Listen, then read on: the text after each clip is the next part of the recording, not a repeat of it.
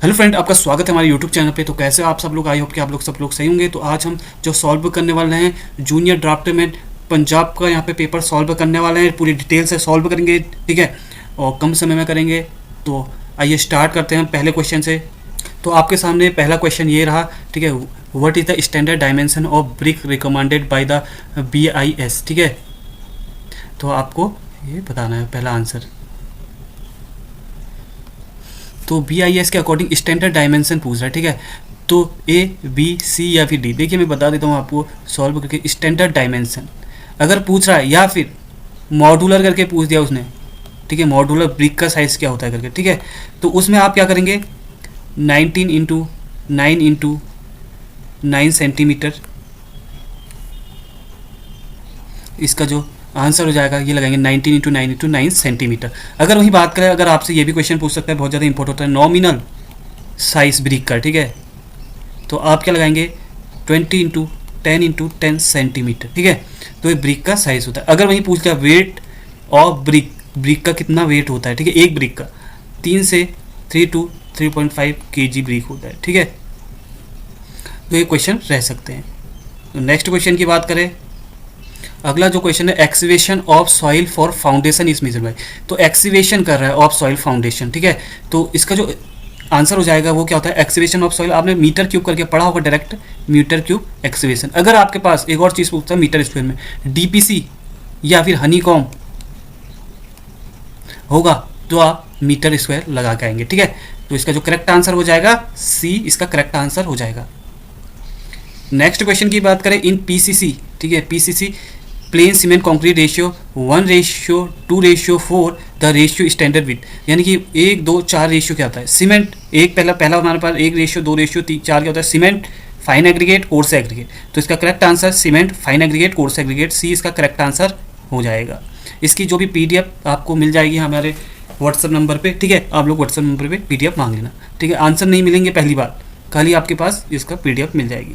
Answer आपको यहाँ से खुद सॉल्व करेंगे। चौथे में बात करें हम, इसमें आपको कुछ डिटेल बता देते हैं, क्या पता आ जाए। आप लोगों को वैसे तो पता ही होगा, M5 M10, चलिए तो ये हमारे पे M5 M7.5 M10 M15 M20 है हमारे पास, इसको मैंने लिख लिया है। तो इसका रेशियो पूछ दिया तो 1, 5, 10, 1, 4, 8, ठीक है। यहाँ से माइनस करते जाना, यहाँ से 1 माइनस, यहाँ से 2 माइनस, फिर उसके बाद तो 1, 3, 6, 1, 2, 4 बात कर लें, 1, 1.5, 3, जैसे कि आपको नॉर्मल सा पता होगा। इसका यहाँ पे यूज़ भी पूछ सकता है, यूज़ क्या होता है, यूज़, ठीक है, यूज़ देख लेते हैं एक बार। इसको यहाँ पे यूज़ क्या आता है हमारे पास फाउंडेशन में, फाउंडेशन PCC, ठीक है। अगर बात कर ले इसका यूज कहाँ पे क्या आता है, ठीक है, इसका यूज क्या आता है फ्लोरिंग में। फाउंडेशन में भी यूज़ किया जाती है, फ्लोरिंग में भी यूज़ किया जाती है, ठीक है। एंड फाउंडेशन इसका यूज कहाँ पे क्या आता है, 1, 3, 6 का, ये भी हमारे पास फ्लोरिंग, ओनली फ्लोरिंग के लिए।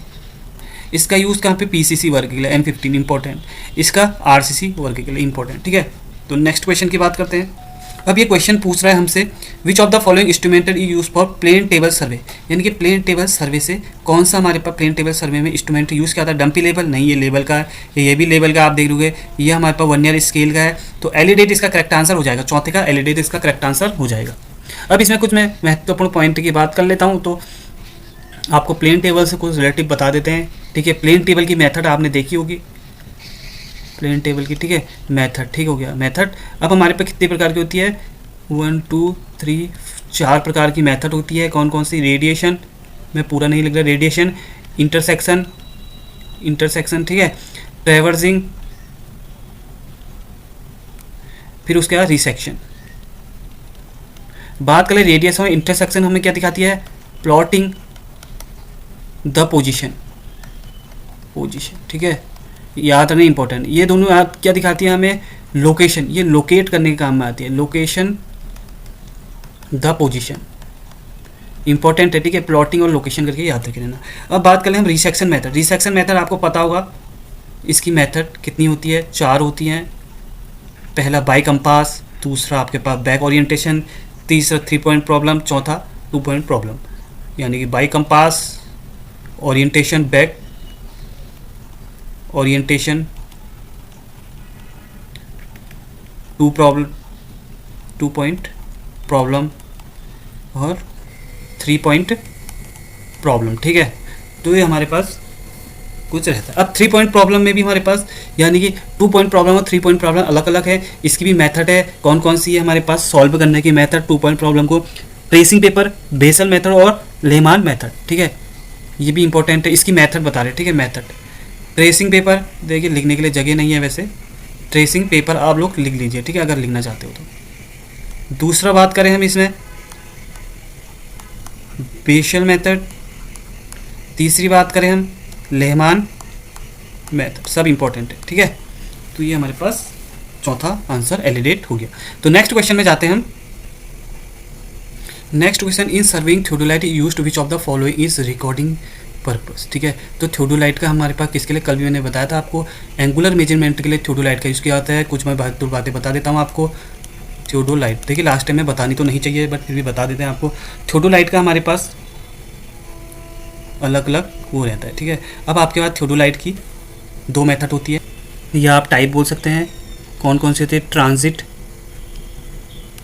थियोडोलाइट और एक होती है आपकी नॉन ट्रांजिट, ठीक है, ट्रांजिट। अब ये हमारे पास देखिए 360 में घूम जाता है, तो आपके पास ये याद रखना हॉरिजॉन्टल, ये पूछा जाता है हॉरिजॉन्टल एक्सिस, हॉरिजॉन्टल एक्सिस में किसमें, द वर्टिकल प्लेन में घुमाना पड़ता है, ठीक है, ये घूम जाता है, और नॉन ट्रांजिट नहीं घूमता। अब यूजेस ऑफ थियोडोलाइट का, थियोडोलाइट का एक बहुत ही अच्छा यूजेस है, कौन सा है हमारे पास, ये क्या करता है, measuring the horizontal and vertical angle, ठीक है, हॉरिजॉन्टल एंगल को भी निकालेगा और वर्टिकल एंगल को भी निकालता है। अलग अलग है, लोकेटिंग पॉइंट ऑफ लाइन, ठीक है, और रेंजिंग कर्व, टैक्योमेट्रिक सर्वे के लिए हमारे पास मेजर करा जाता है, ठीक है। तो नेक्स्ट क्वेश्चन में हम बात करें, देखिए 5वां क्वेश्चन हम भूल गए हैं, तो 5वां कर लेते हैं पहले, ठीक है। 5वां हम देख लेते हैं एक बार अच्छे से, क्या कह रहा है, विच type of masonry use well dressed stone with sharp straight and smooth faces. तो वो बात करें हम, सबसे बेस्ट कौन सी होती है, एस्लर मैसनरी सबसे बेस्ट होती है, वेल ड्रेस्ड यूनिफॉर्म होती है, यूनिफॉर्म एंड फाइन जॉइंट। अगर जितने भी जॉइंट होंगे वो भी जॉइंट कितने होंगे, फाइन जॉइंट, बहुत हल्के जॉइंट, कितने के 3 mm के फाइन जॉइंट रखे जाते हैं। तो ये इसका करेक्ट आंसर हो जाएगा। नेक्स्ट क्वेश्चन की बात करें हम, ओके, तो 6ठा क्वेश्चन हमारा हो ही गया है, ठीक है। बात कर लें अब 7वें क्वेश्चन की। Contour line in a map are the line connecting point heavy. तो कंटूर लाइन आपको पता होगा, जब भी आप कंटूर बनाते हैं, ठीक है, तो सेम एलिवेशन को मिलाने वाली जो लाइन होती है उसको कंटूर एलिवेशन में देखा जाता है, कंटूर लाइन। ये कंटूर की लाइन वो भी हमारे पास, ठीक है। तो आप इसकी एक इंपॉर्टेंट चीज़ बता देता हूँ आपको इसके बारे में, आपको उसमें पढ़ना क्या है बता दें। इसके जो कैरेक्टरिस्टिक होते हैं, कैरेक्टरिस्टिक ऑफ कंटूरिंग, वो आप इंपॉर्टेंट है, पढ़ के जाइए, ठीक है, कोई भी पेपर में। कैरेक्टरिस्टिक्स ऑफ कंटूरिंग, ठीक है, कंटूर लाइन के ये कैरेक्टरिस्टिक आप पढ़ के जाइए, ठीक है। तो नेक्स्ट क्वेश्चन की बात करें हम, the property by virtue of which a deform body spring back to the original position. अब नहीं मतलब देखिए कोई चीज़ ये है आपके पास, इसको अगर आप जैसे रबड़ मान लीजिए, रबड़ को आप खींचेंगे तो उसके बाद छोड़ेंगे तो अपनी ओरिजिनल पोजीशन में आ जाएगा, ठीक है। उसको क्या कहते हैं हम, इलास्टिसिटी कहते हैं, ठीक है। अगर नॉट ओरिजिनल पोजीशन में नहीं आ पाता है तो उसको प्लास्टिसिटी बोलते हैं। डक्टिलिटी आपको पता होगा, इसके तार बनाए जाते हैं, ठीक है। तो इसका करेक्ट आंसर इलास्टिसिटी हो जाएगा। तो नेक्स्ट क्वेश्चन की बात करें हम, building by law of local municipal authority governor which of the following. यानी कि हम बात करें तो इसमें जो स्थानीय नगर पालिका के अधिकारी होते हैं उनके जो नियम का गवर्नर के नियम का कैसे फॉलो करते हैं, उसका कैसे कंट्रोल करते हैं। तो जो कंट्रोल करते हैं वो उसमें क्या होनी चाहिए, क्वालिटी होनी चाहिए, क्वालिटी ऑफ कंस्ट्रक्शन होना चाहिए। ये इसका करेक्ट आंसर हो जाएगा। नेक्स्ट क्वेश्चन की बात करें हम, देखिए इन अ सिंपली सपोर्टेड बीम, ठीक है, आप एक सिंपली सपोर्टेड बीम बना दीजिए, ठीक हो गया। उसमें क्या करना है, यूडीएल लगा देना है 8 किलो न्यूटन का, कितनी स्पान में है, 10 स्पान में है। तो हमारे पास क्या पूछा है, इसका अगर आप एसएफडी बनाते हो तो कुछ इस टाइप का एसएफडी बन जाएगा, ठीक है, और बीएमडी आप बनाते हो तो ये बन जाएगा। एसएफडी की बात करें तो WL/2 होता है, बीएमडी की बात करें तो इसका जो मैक्सिमम बेंडिंग मूवमेंट होता है WL²/8 होता है। तो मैक्सिमम बेंडिंग पूछा है तो WL²/8, तो W की जगह आपने क्या रखना है, 8 रखना है, इंटू L की जगह 10 इंटू 10.8, 8 से 8 कटा 100, इसका करेक्ट आंसर हो जाएगा, ठीक है।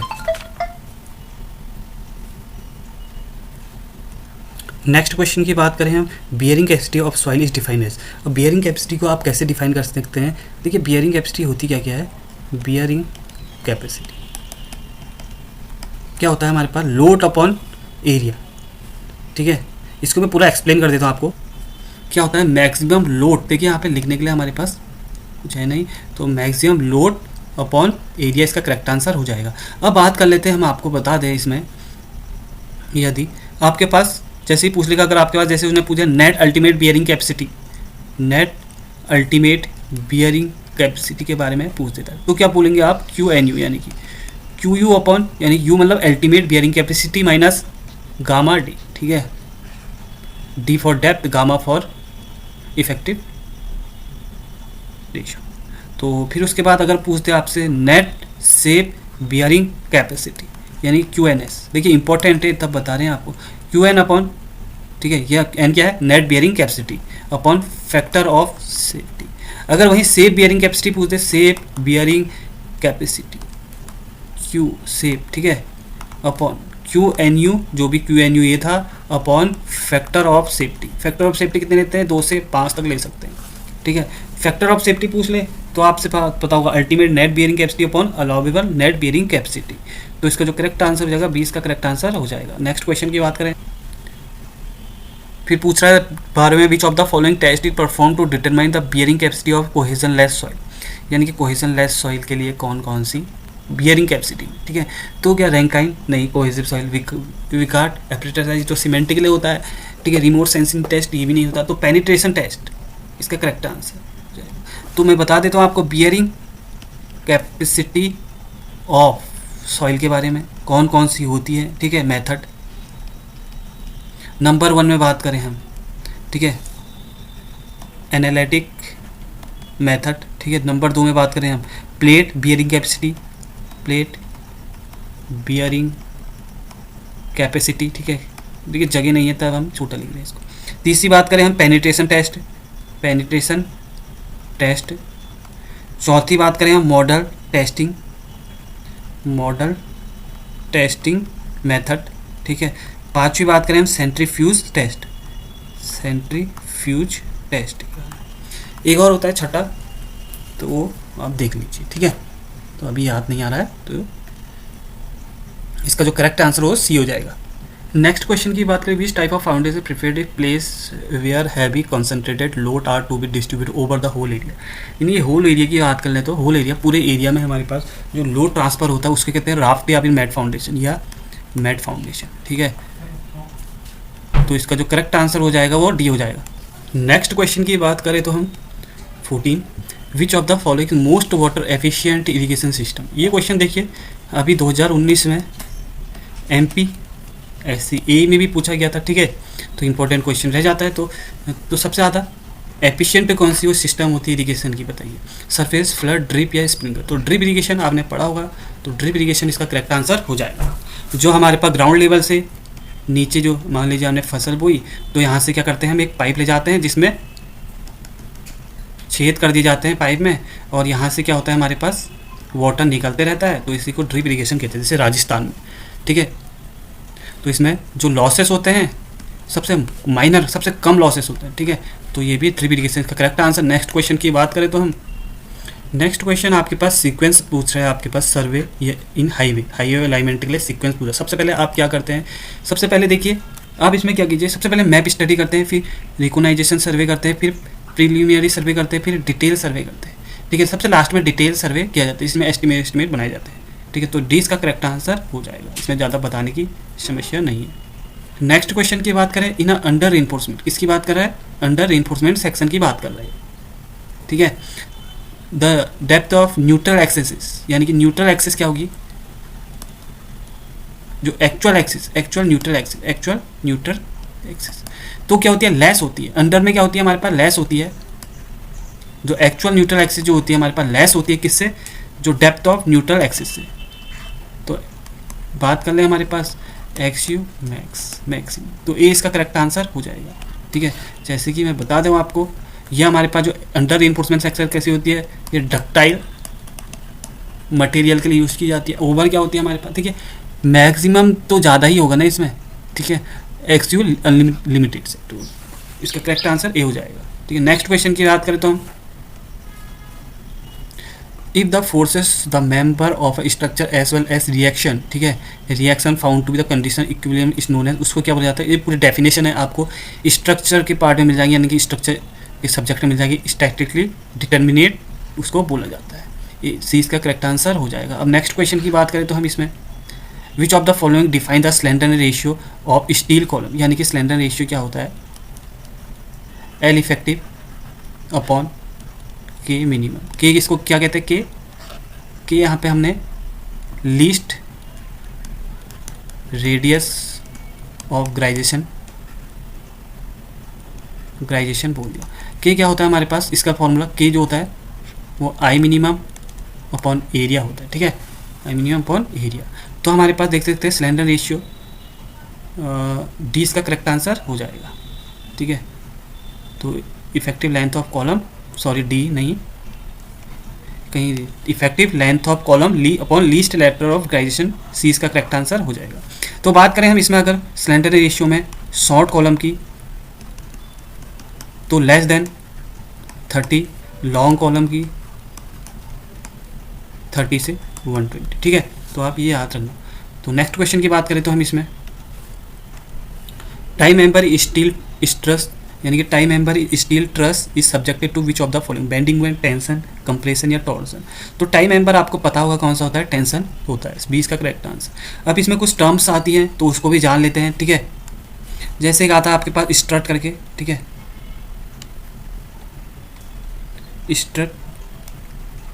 स्ट्रट एक इंक्लाइन मेंबर होता है, कॉलम का ही पार्ट होता है। कंप्रेशन इसमें लोड आता है। ठीक है, बात कर ले हम प्रिंसिपल राफ्टर की, प्रिंसिपल राफ्टर ये भी हमारे पास कैसा होता है, कंप्रेशन, इसमें लोड आता है। ठीक है, याद रख लेना। एक बूम करके होता है, ये भी हमारे पास कंप्रेशन मेंबर को शो करता है। ठीक है, ये याद रख लेना। 19वें का आंसर हो जाएगा आपके पास टेंशन, इसका करेक्ट आंसर। नेक्स्ट क्वेश्चन की बात करें, the surface course of flexible pavement is generally, तो सरफेस कोर्स होता है फ्लेक्सिबल पेमेंट के लिए क्या होता है, ठीक है, किसका बना होता है फ्लेक्सिबल पेमेंट, वो बना होता है हॉट मिक्स अस्फाल्ट का बना होता है। ठीक है, इसमें ज़्यादा बताने की जरूरत नहीं है। फिर भी आपको एक जो फ्लेक्सिबल पेमेंट में लेयर कितनी बनती है, 4। सबसे पहले आपके पास कौन सी लेयर होती है, सबग्रेड, फिर आपके पास कौन सी होती है, सब बेस, फिर बेस, फिर सरफेस या फिर वेयरिंग, जो भी बोल सकते हैं। 4 लेयर ये जनरली। रिजिड में कितनी होती है, 3 होती है, यहाँ पे बेस नहीं लिया जाता है। ठीक है, तो इसका करेक्ट आंसर जो है वो सी। उसका 21 की बात करते हैं, what is the dimension of string, string की क्या डायमेंशन होती है, यानी कि डेफिनेशन। डायमेंशन तो इसकी कुछ नहीं होती, नो डायमेंशन। ठीक है, नो डायमेंशन, इसकी कोई डायमेंशन नहीं होती पहली। अब डेफिनेशन क्या है, फोर्स पर यूनिट लेंथ या फोर्स पर यूनिट एरिया या deformation per unit area, deformation per unit length. जो डिफॉर्मेशन पर यूनिट लेंथ होती है ये हमारे पास स्ट्रिंग की डेफिनेशन होती है। अब नेक्स्ट क्वेश्चन की बात करें, हमारे पास कोई न्यूमेरिकल जैसा क्वेश्चन है तो इसको देख लेते हैं एक बार। What shall be the quantity of masonry required for wall 1 metre into 2 metre into 0.3 metre, यानी कि वो बोल रहा है कि कितना 1 इंटू 2 इंटू 0.3। ठीक है, क्या निकालना है, क्वांटिटी ऑफ मैसनरी। तो क्वांटिटी ऑफ मैसनरी कितनी हो जाएगी, ये ले लेंगे तो कितना हो गया 0.6 मीटर क्यूब। तो इसका 0.6 मीटर क्यूब इसका करेक्ट आंसर हो जाएगा। नेक्स्ट क्वेश्चन की बात करें तो विच of the following climate is most suitable for providing a courtyard in building. तो कैसी होनी चाहिए, हॉट एंड ड्राई होनी चाहिए, आपने उन्हें पढ़ा भी होगा। नेक्स्ट क्वेश्चन बात करें, what is the main ingredient of ordinary OPC, यानी कि ordinary Portland cement. Main ingredient क्या होता है, लाइम। तो लाइम एक बार देख लेते हैं आपके पास लाइम का हम, लाइम, ठीक है, सबसे पहले ओपीसी में लाइम होता है, फिर सिलिका, फिर एल्यूमिना, फिर जिप्सम, फिर क्या होता है आपके पास, फिर आयरन ऑक्साइड, फिर मैग्नीशिया, फिर आपके पास एल्कलाइज। ठीक है, इसका कितना होता है 62 से 67%, इसका 17 से 25%, इसका एल्यूमिनियम का 3 से 8%, इसका जिप्सम का, देखिए जिप्सम का भी 3 से 4% जिप्सम, और आयरन ऑक्साइड भी 3 से 4%, और मैग्नीशिया कितना लिया जाता है 1 से 3%, और ये लेस देन 1%। तो ये हमारे पास लाइन इसका करेक्ट आंसर हो गया। नेक्स्ट क्वेश्चन की बात करें, safe bearing capacity equal to, अभी मैंने आपको बताया था सेफ बियरिंग कैपेसिटी के बारे में, ठीक है, क्या होता है ultimate bearing capacity upon factor of safety, जिसमें मैंने बताया था आपके पास 2 से 5 तक वैल्यू ली जाती है। ठीक है, तो ए इसका करेक्ट आंसर हो जाएगा। नेक्स्ट क्वेश्चन की बात करें तो हम इसमें नेक्स्ट क्वेश्चन कहता है हमारा depth of foundation for any structure determine. Depth of foundation को किसने डिटरमाइट करा, तो वो करा हमारे पास रैंकाइन फॉर्मूला। तो रैंकाइन फॉर्मूले ने हमारे पास दिया है, इसका आप फार्मूला कमेंट सेक्शन में बता दीजिए। ठीक है, फार्मूला लिख के बता दीजिए। नेक्स्ट क्वेश्चन की बात करें तो यहीं पे सॉल्व करा देते हैं हम आपको। What shall be the cost of construction of a building 300 metre square और प्लिंथ एरिया कितना है 15,000 मीटर स्क्वायर, यानी कि 300 बिल्डिंग की cost of building 300 metre square हमारे पास ले रहा है। ठीक है, ठेकेदार कोई। प्लिंथ एरिया कितना ले रहा है, प्लिंथ एरिया हमारे पास ले रहा है 15,000, ठीक है, मीटर स्क्वायर। तो हमारे पास टोटल कॉस्ट कितने निकल के आएगी बिल्डिंग की कॉस्ट 45 लाख यहाँ पे निकल के आ जाएगी। तो सी इसका करेक्ट आंसर हो जाएगा। नेक्स्ट क्वेश्चन की बात करें तो हम, ठीक है, इसमें नेक्स्ट क्वेश्चन बात करें which of the following device used for measure a fluid pressure, यानी कि ये कुछ फ्लूइड मैकेनिक से क्वेश्चन रहा है। ठीक है, हाइड्रोमीटर इसमें सॉरी हाइड्रोमीटर नहीं, मैनोमीटर यहाँ पे करेक्ट आंसर हो जाएगा। ए इसका करेक्ट आंसर हो जाएगा। फिर सेकंड की बात करें हम क्वेश्चन की, तो next question floor area ratio as per national building को, यानी कि फ्लोर एरिया, ये भी क्वेश्चन पता है FAR करके भी आपके पास दे सकते हैं। इसकी डेफिनेशन कहते हैं फ्लोर एरिया रेशियो। क्या होती है फ्लोर एरिया रेशियो, ये हमारे पास नीचे सबसे लास्ट में क्या होती है, आप याद रखे रहना, प्लॉट का जो भी एरिया होता है, ठीक है, अपॉन जो भी कवर्ड एरिया, ठीक है, या फिर टोटल कवर्ड एरिया, या हम बोल सकते हैं टोटल कवर्ड एरिया भी आ सकता है वहाँ पे, या हम क्या बोल सकते हैं इसको ही टोटल फ्लोर एरिया, ठीक है, अपॉन प्लॉट एरिया। तो यहाँ पे कहीं पे आपके पास प्लॉट एरिया है, ठीक है, प्लॉट एरिया इसमें है total built up area, total ground floor area, यानी कि आपके पास जो करेक्ट आंसर जो ग्राउंड का फ्लोर एरिया लिया जाएगा, बिल्डअप नहीं होता, ठीक है, बिल्डअप नहीं होता, टोटल ग्राउंड फ्लोर एरिया, जो भी ग्राउंड का एरिया होगा, प्लॉट का एरिया होगा, उसमें फ्लोर एरिया रेशियो होता है। तो इसका करेक्ट आंसर जो हो जाएगा सी हो जाएगा। लास्ट क्वेश्चन की बात करें हम, इसमें सिर्फ टेक्निकल की बात कर रहे हैं, ठीक है। देखिए, जिसने भी सब्सक्राइब नहीं किया वो सब्सक्राइब कर लीजिए और लाइक शेयर जरूर करके चाहिए, ठीक है। जूनियर ड्राफ्टमैन के लिए हम लोग आपको नोट्स दे देंगे, इसी हिसाब से नोट्स देंगे, ठीक है। जो सब्जेक्ट पूछे जा रहे हैं, जितने सब्जेक्ट हम पूछे जा रहे हैं उतने हमारे पास इसका हम एनालिसिस भी एक आपके लिए जूनियर ड्राफ्टमैन के लिए ले आएंगे। तो आप सब्सक्राइब जरूर करें और आपको PDF मिल जाएगी इसकी हमारे व्हाट्सअप नंबर पर। और आपके पास MCQ PDF चाहिए तो आपके पास व्हाट्सअप नंबर कर लीजिए, ठीक है, जो इंपॉर्टेंट रहेंगे। और आप देखेंगे इसी पेपर से वहाँ से क्वेश्चन लिए गए हैं, ठीक है। यानी कि जो हम MCQ की PDF देंगे आपको, तो इसी से मैच करेंगे, आप देखेंगे, ठीक है। तो हम नेक्स्ट क्वेश्चन की बात करते हैं इसमें, विच of the following IS code is used for designing concrete structure. तो IS कोड आपको पता होगा, कॉन्क्रीट स्ट्रक्चर का 456 RCC के लिए होता है 456, तो ये हमारे पास करेक्ट आंसर हो जाएगा। तो मैं कुछ आपको कोड बता देता हूँ। पहला, ठीक है, अगर आपसे पूछ दिया जाए 456 जैसे हमने बताया 2000, ये हमारे पास प्लेन रेनफोर्समेंट कॉन्क्रीट के लिए पूछा जाता है, ठीक है। अगर बात करें हम 800 2007, क्योंकि क्वेश्चन आया है यहीं से उठा के पिक कर सकता है, ठीक है, इसी के आसपास क्वेश्चन बन सकते हैं स्टील के लिए। तीसरी बात करें 1343, ठीक है, 1980 क्या होता है, ये हमारे पास प्री स्ट्रेस कंक्रीट के लिए यूज़ किया जाती है। बात करें तो हम इसमें चौथे की बात करें 383 टू 1970 आई थिंक, ठीक है, 383 1970। तो ये हमारे पास किसके लिए 383 कोर्स एंड फाइन एग्रीगेट के लिए, ठीक है। अगर बात कर लें हम, पूरा तो मैं बता नहीं सकता, 875 इंपॉर्टेंट बता दूंगा आपको, 87 जो होगा dead load, live load, wind load, snow load, ठीक है, स्पेशल जो भी लोड आते हैं वो 8% होता है।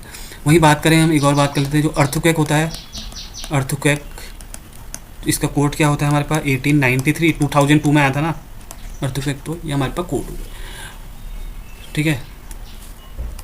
तो देखिए हमारे पास यहाँ पे ख़त्म हो चुके हैं क्वेश्चन टेक्निकल के ओनली, ठीक है। अब यहाँ पे आपको GK के क्वेश्चन मिल जाएंगे, आप देख सकते हैं, इसमें पंजाब के भी हैं, कुछ नेशनल GK भी है, ठीक है।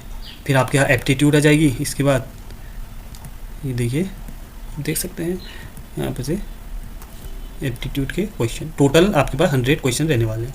तो ये जो PDF चाहिए आपको हम टेलीग्राम से दे देंगे। अगर आपको एक और इन्फॉर्मेशन दे तो हम, ठीक है, बात कर ले हम इसमें। अगर आपको MCQ की PDF चाहिए, ठीक है, तो आप ले सकते हैं जूनियर ड्राफ्टमैन के लिए।